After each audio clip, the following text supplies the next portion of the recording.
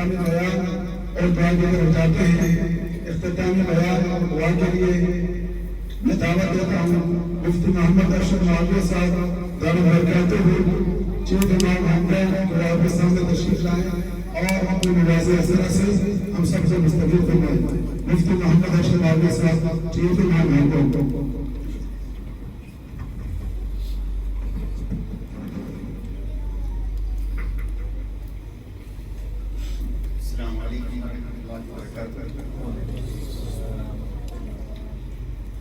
بسم الله الرحمن الرحيم نحمده ونصلي ونسلم على رسوله الكريم أما بعد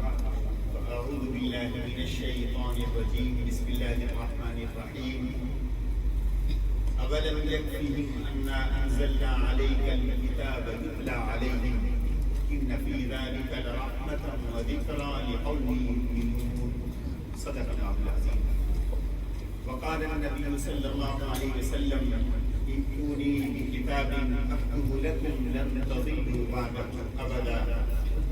أو كما قال النبي صلى الله عليه وسلم صدق الله وصدق رسوله النبي الصادق الوعد الأمين قابل صدر احترام علماء کرام علماء کرام اساتذہ مولانا بلال صاحب قاری ندیم صاحب نوید صاحب اور بھائی ریاض صاحب اور امام زبیر صاحب اور حاجی رمضان صاحب قاری ویس صاحب ماشاءاللہ ہم قوم سے مختلف جگہوں سے ہمارے اساتذہ کی ایک بڑی تعداد یہاں پہ موجود ہے اور میں پچھلے کئی پروگراموں سے نوٹس کر رہا ہوں یہ اور خوشی ہوتی ہے کہ ماشاءاللہ سارے ہم قوم کے اساتذہ ائمہ جمع ہو جاتے ہیں، ایک ساتھی بلاتا ہے، سب کو بلاتا ہے اور اس سے اچھا پیغام بھی ہے کہ ماشاءاللہ امت اور امت کی دینی رہنمائی کرنے والے الحمدللہ سب کے سب ایک پیج پر ہیں اور انشاءاللہ اس کے فوائد اور ثمرات بھی ہم دیکھ رہے ہیں۔ ذو الحجہ کا یہ آج اختتامی ایام ہے، آج 29 ہے اور کل ممکن ہے 30 ہو اور کل ممکن ہے پہلی محرم اور یہ ذو الحجہ کا پورا مہینہ تاریخ سے قربانیوں کی ایک تاریخ ہے اور قربانیوں سے عبادت ہے۔ سیدنا اسماعیل علیہ السلام سے لے کے حضور علیہ السلام کی حیات اور پھر صحابہ اکرام کے دور کو دیکھیں، یہ ذو الحجہ کا مہینہ ہے۔ حضرت عثمان قرآن کے سامنے اپنی جان آفرین کے سپرد کر رہے ہیں، خون کا قطرہ جسم سے نکلتا ہے تو قرآن کے صفوں پہ پڑتا ہے اور گواہی دیتا ہے کہ جس طرح زندگی پوری قرآن کے لیے صرف ہوئی، موت بھی قرآن کے لیے اللہ نے قبول فرمایا۔ عمر فاروق کو دیکھیں، یہی ایام ہے، 26 ذو الحجہ ہے، جمعرات کا دن ہے، صبح کی نماز کا وقت ہے اور نماز شروع کی ہے، اللہ اکبر کہا، تلاوت شروع کرنے لگے تو ظالم نے ابو لولو فیروز مجوسی نے حضرت عمر رضی اللہ تعالی عنہ کو نماز کے اندر حملہ کر کے زخمی کر دیا۔ حضرت عمر فاروق رضی اللہ تعالی عنہ گر پڑے مصلی کے اوپر، مصلی رسول پہ کھڑے ہو کے عبد الرحمن ابن عوف کا ہاتھ پکڑتے ہیں، کہتے ہیں آگے آؤ، نماز مکمل کرو، میں امیر المومنین حاکم وقت ضرور ہوں، زبان حال سے کہہ رہے تھے لیکن نماز اللہ کا حکم ہے، میری جان رہتی ہے یا جاتی ہے اس کی پرواہ نہیں، اللہ کے دیے ہوئے حکم کو پہلے مکمل کرتا۔ یہ عبد الرحمن ابن عوف نے نماز مختصر صورتوں کے ساتھ مکمل کی، دیکھا زخمی ہو چکے ہیں یہ عمر فاروق رضی اللہ تعالیٰ عنہ، اور پھر اسی زخموں کی تاب نہ لاتے ہوئے یکم محرم کو جام شہادت نوش کرتے ہیں۔ لیکن حضرت عمر بتا گئے 23 ہجری ہے کہ دیکھو میری زندگی بھی قرآن کے لیے تھی، اور جب اللہ نے مجھے اپنے ہاں بلانے کا فیصلہ کیا اور جو سبب بنا وہ نماز کی حالت، صبح کا وقت اور قرآن کریم کی تلاوت کا وقت ہے، میں بھی قرآن کے لیے جیا ہوں اور جب جان دینے کی باری آئی تو قرآن کے لیے بھی جان دے رہا ہوں۔ تو اللہ نے حضرت عمر رضی اللہ تعالیٰ عنہ کی شہادت اور کیسے نہ ہوتی، حضرت عمر رضی اللہ تعالیٰ عنہ دعا کیا کرتے تھے، اللہم ارزقنی شہادتا فی سبیلک، اے اللہ موت دینا تو شہادت دینا۔ موت کوئی ایکسیڈنٹ میں ہوتی ہے، موت کوئی بیماری میں ہوتی ہے، کوئی کرونا وائرس میں ہوتی ہے، کوئی کسی بھی وائرس میں، کوئی کسی سبب سے ہوتی ہے، لیکن عظیم موت ہے وہ جو شہادت کی موت ہو۔ اور شہادتوں کی موتوں کے اندر عظیم موت ہے وہ جو نماز کی حالت میں ہو، عظیم موت ہے وہ جو قرآن کی تلاوت کی حالت کے اندر ہو۔ حضرت عثمان نے قرآن کے قاری کی حیثیت سے قرآن پڑھتے ہوئے جام شہادت نوش کیا۔ حضرت عمر نے نماز میں مصلی رسول پہ کھڑے ہو کر جام شہادت نوش کیا، اور جب زخمی ہو گئے دوا دارو کے لیے بلایا گیا ابو لولو فیروز مجوسی کے حملے کے نتیجے میں، چنانچہ نبیذ دیا، دودھ دیا، اور وہ زخم جہاں پہ یہ خنجر زہر آلود خنجر لگا تھا وہ دودھ نکل آیا۔ وہ نبیذ اور علاج ظاہر اس طور میں آپریشن کا سلسلہ نہیں تھا، وہ نکل آیا، اور یہ معلوم ہو گیا کہ اب اس سے جانور ہونے والے نہیں۔ سب سے پہلا سوال یہ کیا، مجھے یہ بتاؤ مجھ پہ حملہ کرنے والا تھا؟ تو بتایا گیا کہ حملہ کرنے والا ابو لولو فیروز مجوسی مغیرہ بن شعبہ کا یہ غلام ہے۔ تو فوراً کہا الحمدللہ الذی، تمام تعریفیں اس ہستی کے لیے ہیں کہ الذی لم یجعل قاتلی، کہ جس نے میرے قاتل کو ایسا نہیں بنایا کہ کل قیامت کے دن اپنے سجدوں میں سے کسی سجدے کے ذریعے میرے سامنے حجت قائم کرے۔ اے اللہ تو نے کسی مسلمان کے ہاتھوں میری موت نہیں لکھی، ایک کافر کے ہاتھوں میں جا رہا ہوں، اے اللہ میں سے۔ پھر اس بیماری کے جو 4-5 دن ہیں ان کے اندر حضرت عمر رضی اللہ تعالیٰ عنہ نے امور مملکت کو سنبھالا، نماز اپنی مکمل کی۔ امت کو نماز پڑھانے کے لیے عبد الرحمن بن عوف کو مصلی پہ کھڑا کر دیا، بعد میں اپنی نماز مکمل کی، اور پھر امور مملکت کو اور سلطنت کے امور کو آپ نے وصیت کے ذریعے اور شورا کے ذریعے 6 آدمیوں کو نامینیٹ کیا کہ ان 6 میں سے کسی ایک کا امت انتخاب کر لے کہ میرے بعد اس بڑی سلطنت کو کون چلانے کا اہل ہے۔ لیکن دعائیں بھی کرتے رہے اور ملتے بھی رہے۔ حضرت عبداللہ ابن عباس رضی اللہ تعالیٰ عنہ تشریف لائے، دیکھا کہ زخموں سے چور ہیں، لیکن الحمدللہ آج ہم سب پر یا ہم میں سے کسی پر کوئی ایسی بیماری کا حملہ ہو جائے، آپ دیکھیں ہماری کیا کیفیت ہوتی ہے۔ جس کے گھر سے کوئی لاش اٹھتی ہے، آپ نے اس کا اندازہ کیا کہ اس گھر پر کیا کیفیت ہوتی ہے، اس شخص پر کیا کیفیت ہوتی ہے۔ یہی ذی الحجہ ہے، یہی حافظ عصمت ہے، اور یہ رضا مصطفیٰ جن کا ذکر ہو رہا تھا، ان کی جو اچانک موت ہوئی، پورا ہانگ کانگ کا مسلمان ہل کے رہ گیا۔ حضرت عمر رضی اللہ تعالیٰ عنہ اس کیفیت کے اندر بھی حضرت عبداللہ ابن عباس پر آتے ہیں، بڑی خوبصورت بات کرتے ہیں۔ حضرت عمر رضی اللہ تعالیٰ عنہ کو خطاب کرتے ہوئے فرماتے ہیں ابشر بالجنہ، عمر مبارک کو اللہ نے آپ کے لیے جنت کو لکھ دیا، عمر مبارک کو آپ کے لیے جنت لکھ دیا ہے۔ پھر جملے فرمایا اسلمت حین کفر الناس، کہ عمر تو اس وقت مسلمان ہوا جب لوگ کفر کے اندر مبتلا تھے، اسلام کا تعارف ان کو نہیں تھا، یہ اسلام کے مخالف تھے۔ وجاہدت مع رسول اللہ صلی اللہ علیہ وسلم حین خذلہ الناس، اور تم نے اس وقت اللہ کے رسول کے ساتھ مل کے اسلام کے لیے جہاد کیا جب لوگ اسلام کے خلاف لڑائیاں لڑنے کے لیے آگے بڑھ رہے تھے۔ اور سب سے بڑی بات جس نقطے پہ آ رہا ہوں، جو ذہن میں سوچ کے آیا تھا، اگر آپ کے پاس وقت ہوا تو میں اس مسئلے کو تھوڑا یہاں پہ بیان کروں گا۔ سوشل میڈیا کا دور ہے، عموماً ہمارے ہاں ممبر و محراب سے اس مسئلے کو اٹھایا نہیں جاتا، لیکن چونکہ ایک پروپیگنڈے کا دور ہے، ہر طرف سے اس مسئلے کی طرف میں آؤں گا۔ فرمایا اور کہنے والے کون ہیں؟ حضرت عبداللہ ابن عباس فرمایا وَقُبِضَ رَسُولُ اللَّهِ صلی اللہ علیہ وسلم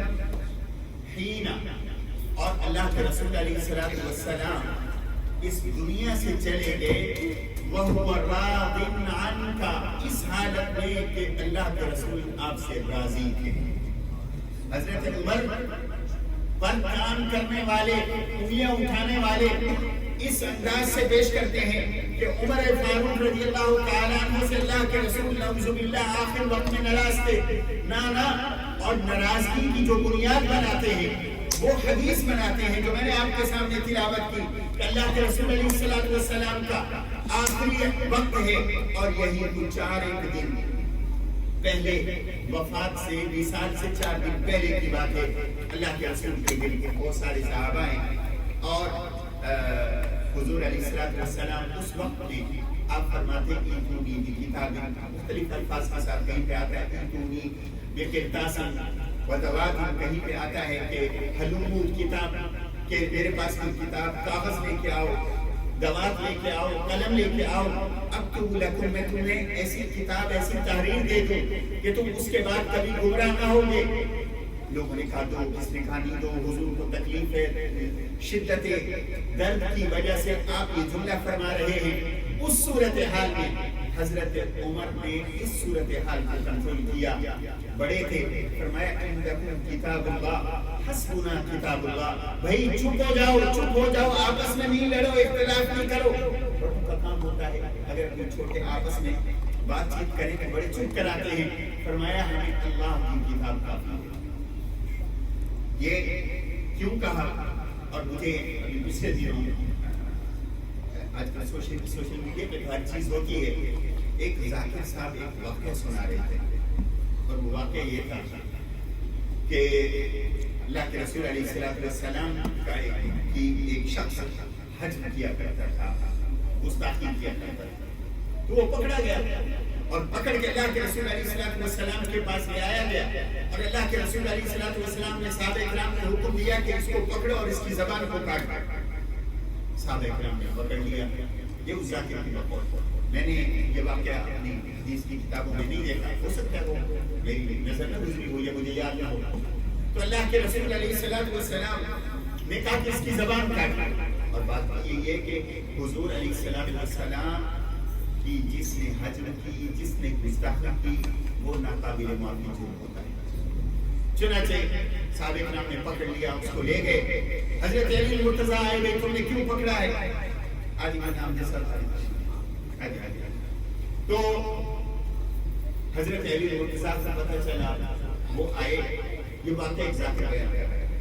تو حضرت علی مرتضیٰ رضی اللہ تعالیٰ عنہ نے کیا کیا کہ یہ ذاکر کہتا ہے کہ حضرت علی مرتضیٰ نے اس بندے کو اس کے بارے میں کہا کہ اس کو چھوڑ دو، اس کو 2000 دیے اور اونٹ دیا، چلے گئے۔ ہم نے کہا اللہ کے رسول نے کہا اس کی زبان پر آپ اس کو چھوڑ رہے ہیں، نے کہا بس میرے نام کہہ دیں۔ وہ چلے گئے اور کچھ دیر کے بعد وہ آیا نہا کے اور حضور کی شان میں ایک قصیدہ لے آیا، کہنے لگا میں اب تک اللہ کے رسول کا دشمن تھا، اب میں اللہ کے رسول علیہ السلام پہ ایمان لایا ہوں، جو حضور کی شان میں قصیدہ لے گیا۔ تو حضور علیہ السلام کو اطلاع دی گئی کہ حضور نے کہا کہ جس طرح علی نے کیا ٹھیک کیا، زبان کاٹنے کی جو بات میں نے کی تھی وہ علی سمجھ گیا، وہ علی سمجھ گیا۔ ہم بھی یہی کہتے ہیں کہ جو حضور کے رموز تھے، جو حضور علیہ السلام کے اشارات ہوتے ہیں، یہ اللہ کے رسول کے اصحاب سمجھتے ہیں۔ 14 صدیوں بعد ایک امام باڑے میں بات کرنے والا شخص نہیں سمجھ سکتا جو اللہ کے رسول کے اصحاب اس بات کو سمجھتے ہیں۔ اگر اللہ کے رسول علیہ السلام نے کہا میرے پاس کتاب لے کے آؤ، میرے پاس قلم لے کے آؤ، جس طرح حضرت علی سمجھ گئے تمہارے بقول کہ زبان کاٹنے سے مراد زبان کا کاٹنا نہیں تھا، زبان کو اس انداز سے اس کے روح کو موڑنا تھا ایسے ہی ہم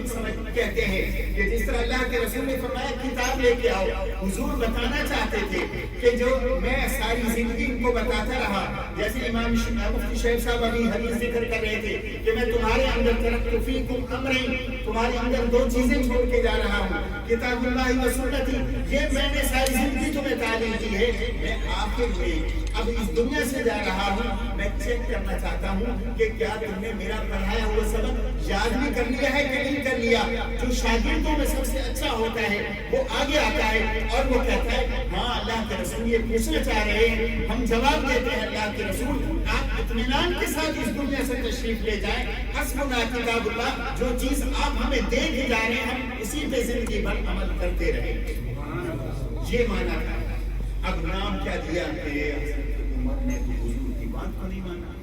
بھئی ہم کہتے ہیں جیسے حضرت علی نے سمجھ لی تھی، ایسے حضرت عمر نے بھی بات کو سمجھ لیا تھا۔ جہاں نہ حضرت علی سے حضور ناراض، نہ حضرت عمر سے حضور ناراض، اہل بیت اور صحابہ آپس میں شیر و شکر کے، محبت اور پیار کے۔ اور اس حدیث کو، یہ کاغذ قلم کرتاس والی حدیث کو نقل کرنے والے عبداللہ ابن عباس ہیں، اور وہی عبداللہ ابن عباس حضرت عمر کے آخری وقت میں یہ کہہ رہے ہیں کہ عمر تو اس وقت اس طرح دنیا سے جا رہا ہے، وقومزا رسول اللہ صلی اللہ علیہ وسلم وہو راضٍ عنہ، کہ تو اس طرح دنیا سے جا رہا ہے کہ اللہ کے رسول اس دنیا سے گئے ہیں، آپ سے راضی تھے، اور وقتلت شہیدا، اور تو شہید ہو کر اور مقتول ہو کر اللہ کے پاس جا رہا ہے، اور تیری خلافت ایسی ہے کہ تیری، یہ بہت اہم الفاظ ہیں، اور عبداللہ ابن عباس کہہ رہے ہیں، اور تیری خلافت ایسی ہے کہ تیری خلافت پر امت مسلمہ کے 2 فردوں نے بھی اختلاف نہیں کیا، 2 فردوں نے بھی اختلاف نہیں کیا۔ یہ ہے اصل حقیقت، اصل تصویر۔ لیکن جس انداز سے پیش کیا جاتا ہے تو اللہ کے رسول علیہ السلام نے یہ کتاب دی ہے، اور وہی کتاب آج بھی جو حضرت عمر کا نعرہ تھا حسبنا کتاب اللہ، یہ صرف حضرت عمر کا نہیں، آپ نہج البلاغہ کو اٹھا کے دیکھیں، وہاں لکھا ہوا حضرت علی فرماتے ہیں کفا بکتاب اللہ حجیجاً و خصیما، کہ دیکھو دلیلوں کے لیے اور کسی کا مقابلہ کرنے کے لیے اگر ہمارے پاس کوئی ہتھیار ہے، ذوالفقار میرے پاس ہے، لیکن اصل ہتھیار قرآن کا ہتھیار ہے۔ یہی قرآن کا ہتھیار اس دور کے اندر بھی تھا، یہ قرآن کا ہتھیار 100 سال پہلے بھی تھا، یہ قرآن کا ہتھیار آج بھی ہے، اور قیامت تک یہ قرآن کا ہتھیار ہے۔ جب تک یہ قرآن ہمارے ہاتھ میں ہے کوئی ہمیں شکست نہیں دے سکتا، کوئی ہمارے کلچر کو نیست و نابود نہیں کر سکتا۔ یہ جو آج ٹوپی ہے، یہ داڑھی ہے، یہ لباس ہے، یہ نماز ہے، یہ مسجدیں ہیں، یہ مدرسے ہیں، یہ کیوں آباد ہیں؟ یہ قرآن کی برکت ہے۔ جب تک قرآن رہے گا ہم سب رہیں گے، قرآن جب ٹوٹ گیا تو ہم بھی نہیں رہیں گے۔ اس لیے قرآن کی خدمت کرنے والے مبارکباد کے مستحق ہیں کہ جب تک کہ قرآن کی خدمت کرنے والے رہیں گے ہمارا دین بھی محفوظ، ہمارا کلچر بھی محفوظ، ہمارا لباس بھی محفوظ، ہماری ہر چیز محفوظ ہے۔ اس لیے اللہ ان کو سلامت فرمائے اور قرآن سے ہمارے تعلق کو قائم و دائم رکھے، تاکہ جب تک یہ تعلق قائم ہے ہم بھی محفوظ ہیں، قرآن بھی محفوظ ہے۔ ہماری